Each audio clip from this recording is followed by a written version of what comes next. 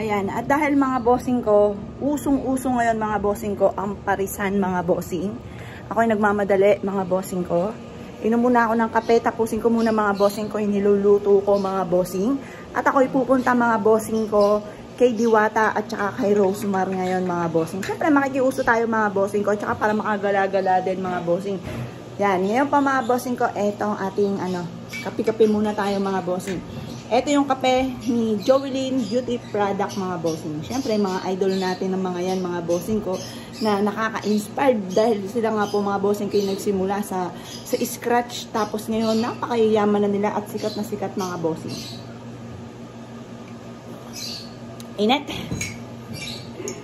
Yan, sarap. At siyempre mga bossing ko, matapusin ko muna mga bossing ko yung niluluto ko mga bossing. Habang ang mister ko ay naghuhugas ng pinggan. Diba dati pupunta tayo ngayon kay Rosemar at saka kay Diwata. And usong-usong ngayon ng pares, titikman natin ito. Yan. Habang tayo mga bossing. Yan naman po, sinangag overload. Oo nga. Tayo ay magpapaalam sa kanila kung pwede rin.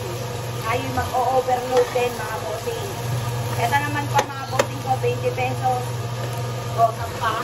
Kung 100 sa kanila, o wala nang tatapat dyan, 20 pesos. Puro sinangag lang po yun, walang ulam, walang coffee. Magbabaon lang po kayo ng tubig. Hindi, pamigay na rin ng soft drink. Litro na.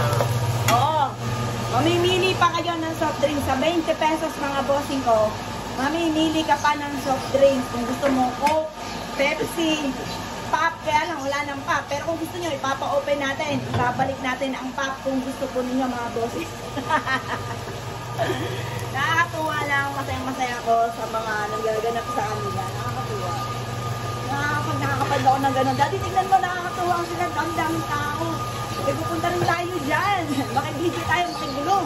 Makain tayo para makaranas naman kumain na marami. Oo. Oo, laging diet. Try natin kumain. Oo, at tayo makikiswimming kala Rosemar. Huli muna tayo mga Rosemar muna kasi Tapos, Pinyan na po na tayo, malapit. oo, malapit lang. Tapos, napanood natin, ang laki-laki ng chicken ni Diwata. Para akala mo pata. Yung crispy pata, ang laki ng chicken po niya. Tapos, ang sarap daw. Chicken. Yung chicken? Chicken. Ah, chicken. Chicken, di pala chicken. Kasi yun pala yung bagong ano ni Diwata. Chicken, hindi chicken. Para kanyang version po yun. Nakakabili po. Oo. Matipag siya eh. Masipag sila eh. Pinaghirapan niya yun. Oh, nakakatuwa talaga. Masipag nila. Saludo tayo kay Diwata.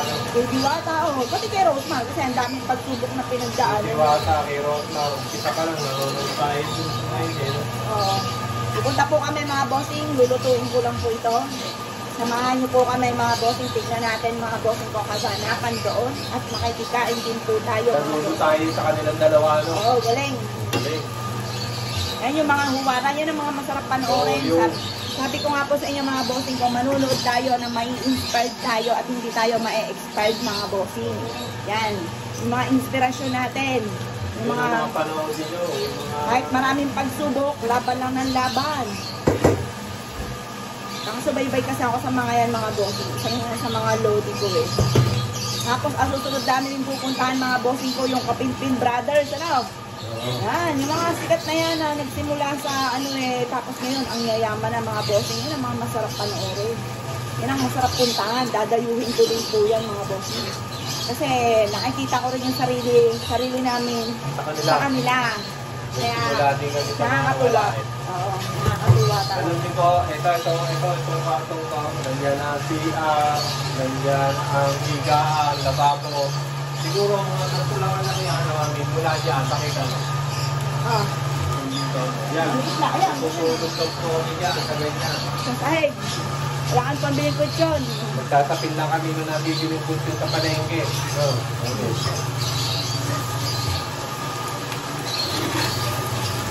Tapos tanda mo lang yung ulam natin nun eh. Kung hindi sardina, tuyo, Oo. Hindi yung ano bang gulay yun? Ang gulay tayo doon. Lokbate. Alokbate, no? Oo, kasi yun ang mura-mura sa palengke. Pag-itlog, itong talas at pagbubulang lang, no? Minsan naranasan pa natin yung yung may maliit pa si Joey yung may exam, walang pambayad, labas muna. Siya, lulutuin ko lang po ito at mamaya ay kami gagayak ng mga bossing. Ito pa mga bossing ko ang ginagawa muna namin mga bossing ko sa hotdog. Pinakukuluan muna siya sa mineral water. Tapos, pagka maluto na po siya, nakita mo na parang maputi na, umalsa na siya, itatapon ko na yung tubig. Tapos, saka ko po siya i-prito mga bossing. Iyan po yung ginagawa namin mga bossing ko. Ulitin sa usapin ng hotdog kasi pulang-pula po yan mga bossing ko. At yung pula, maaaring maluto yan sa kakainin natin, putasasyan natin. Kaya sa pag-iingat mga bossing, ganyan na po ginagawa po namin. Parang paghuhugas na rin po siya.